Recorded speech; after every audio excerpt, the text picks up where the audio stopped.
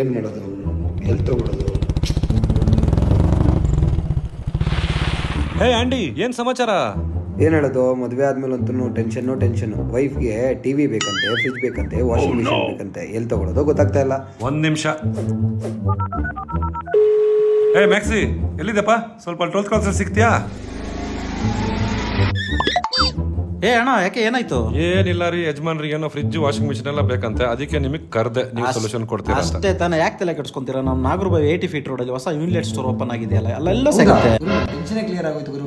ಈಗಲೇ ಹೋಗೋಣ ನನ್ರಿ.